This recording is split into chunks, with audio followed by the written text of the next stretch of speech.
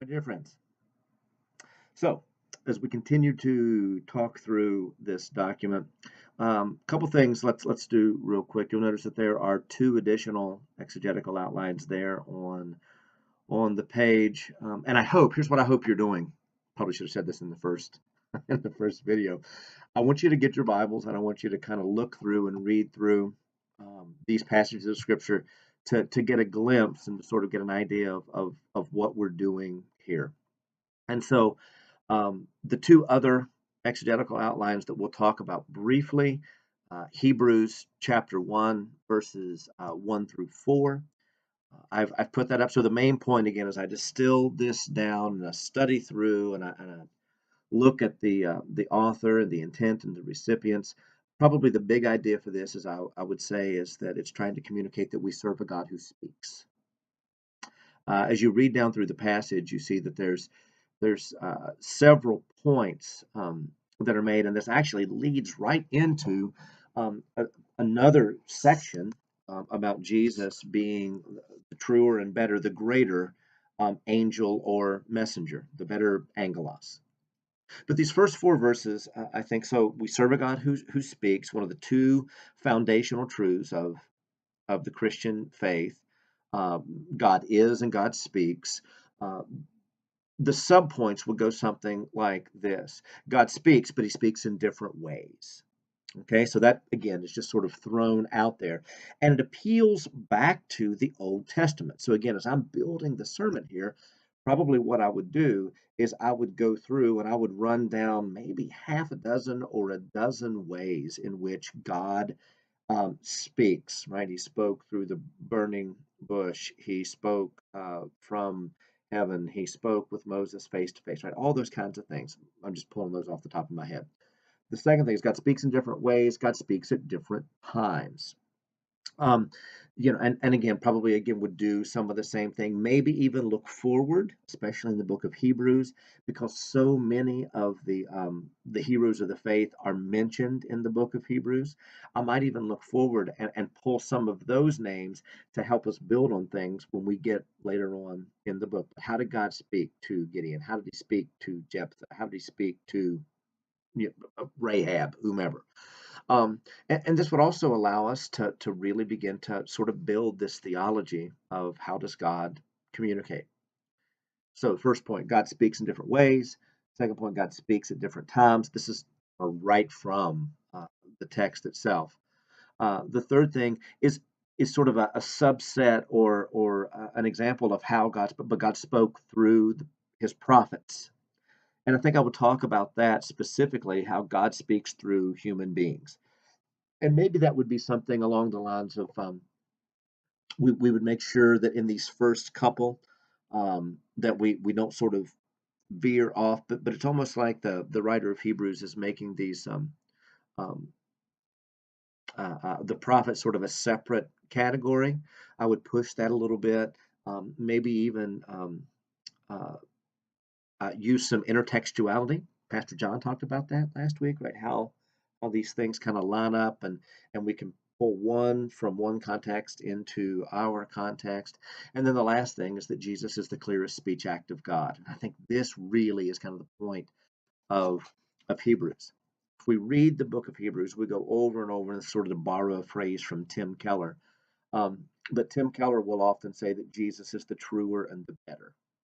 And I think this is kind of the point, and maybe a main point of the New Testament in Matthew.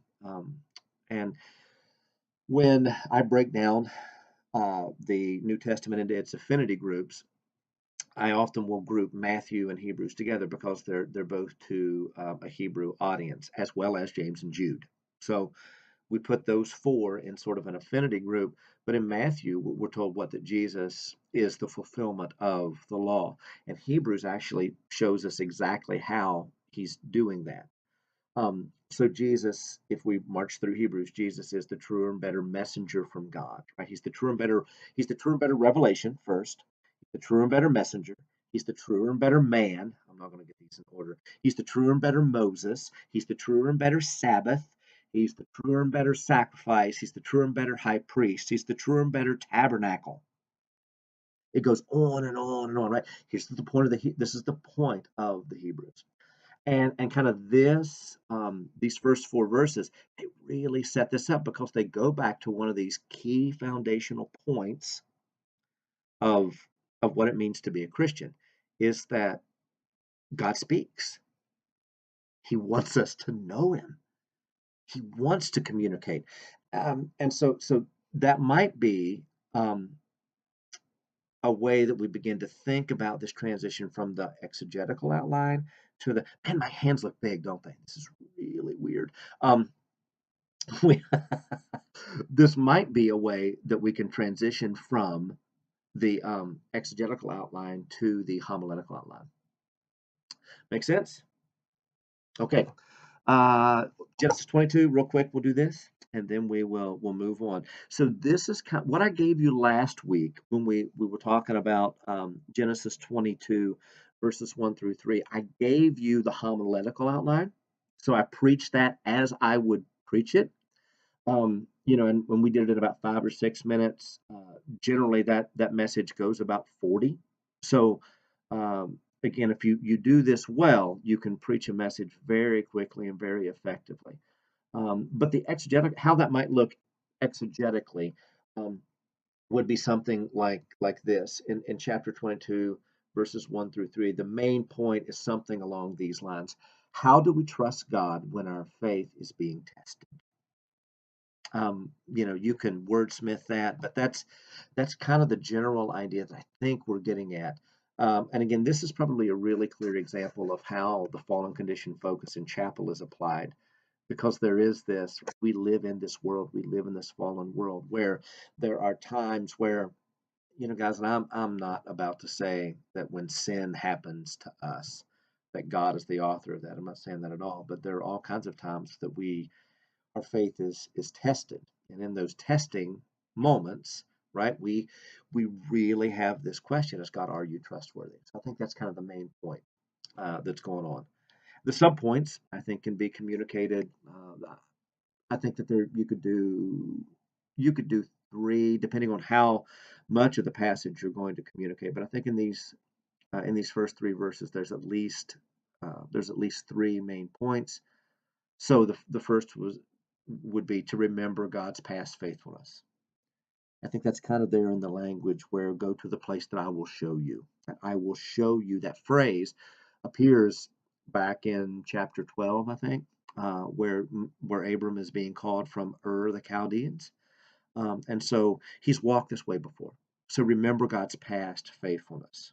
Now, if you'll remember last week when I gave sort of the homiletical outline, I phrased that in a way that was a little more stylish, and that um, we need to remember that we've walked this way before.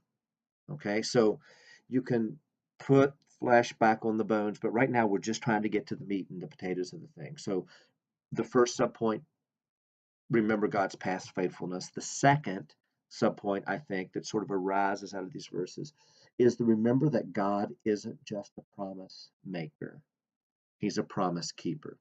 And this comes from take your son, your only son Isaac. God has already established it. And you see how the story of Abraham is informing all of this? Like this Genesis chapter 22, this is a crucible moment for Abraham. Um, and it's frankly a moment from which he never fully recovers. I'll share that with you here in just a second. But there's significant changes here, and everything up to this point is leading to this time, from his calling from Ur of the Chaldeans, to the fact that God has made him promises in chapters 12 and 15. He's made covenants with him, that Abraham tries to do it on his own, but he can't, that Isaac is the son of the promise. So remember that God's been faithful in the past, and remember or hold on to the fact that God's not just a promise maker, he's a promise keeper. And then the third thing is know that God isn't sending you away from his presence, but is calling you to a deeper experience with him. And again, that comes from the Moriah.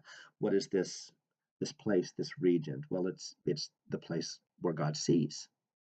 Um, yeah, it's interesting as I preach this. If I do a more full or robust presentation of this, I always point out that following God wasn't without its consequences, right? We think, well, what could be a worse consequence than God asking you to sacrifice your son and then sort of saving him at the last minute? Well, um, losing your wife and your family. If you look at the text, you guys, there was a huge cost package for this. Now the text doesn't say this, but Abraham and Sarah never lived together after this point in time. They lived in separate places. They were never together after this. They separated and they weren't brought back together until Sarah's death. And Abraham was responsible for her burial. Now again, what does that mean? Well, the main thing I think is that we can glean from this is that sometimes there is a high cost package to following God, to obeying His commands, and it might even be, and the cost package might not be something that we anticipate. But again, three sort of subpoints along with this main idea of how do we trust God when our faith is being tested. Okay, uh, all right, we'll do one more little conversation, and we'll walk you through the process. And hopefully, this will help all of you as you're beginning to noodle through and to work through your verses and your passages. Real quick aside, some of you you have one verse, some of you have a couple of verses, some of you may read your passage, you're like, man, I don't this. I think that this is a one piece of a larger whole. Okay, so pay attention to the larger context, right? Because some of you may run into passages much like the Hebrews passage where there's things downstream, right? That inform or you want to foreshadow, and some of you may find yourself in passages like this Genesis 22 passage, where things that have come before are now informing an imperative to interpreting this passage. So just keep that in mind. All right,